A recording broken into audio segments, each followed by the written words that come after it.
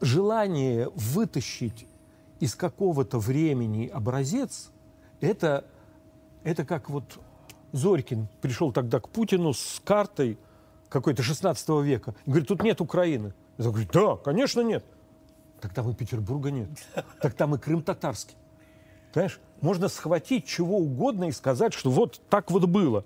А представь, с веселым пением чин-чин Чингисхан приходят монголы и разворачивают свою историческую карту. И говорят, вот, пожалуйста, нет тут никакой Святой Руси, ни триединой, ни единственной, неделимой, ничего. Наше. Да, да. Не в Украине, не на Украине, а вот вам проложены улицы Орды, Большая и Малая Ордынка, чтобы нам легко было доскакать и центр вашей столицы, да, сжечь снова, когда потребуется. Вот Большая и Малая Ордынка, вот вам завет. Это вот отчище дедич, пожалуйста.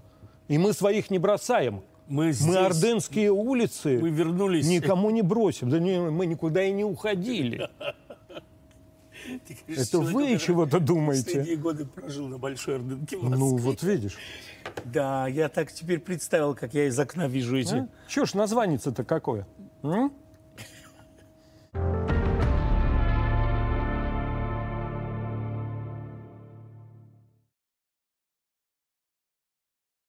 Конституционном суде нашлась копия карты 17 века, составленная при Людовике XIV, то есть это середина, даже начало второй середины 17 века, составленная своими французами, самими французами. Что он должен, почему я привез ее? Владимир Владимирович, там нет Украины. Да, нет Украины. Есть в двух местах край. Край Речи Посполитой, юг так, Франковскую, и край Казакии. И Большое царство российское. Вот. Край Речи Посполитой. Тоже край. Да. Почему я все же рискнул вам показать?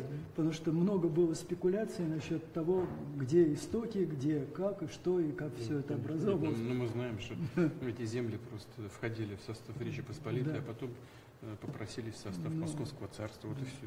И оказались в составе Московского царства. А уже потом, после Октябрьской революции, начали образовываться всякие квазигосударственные образования.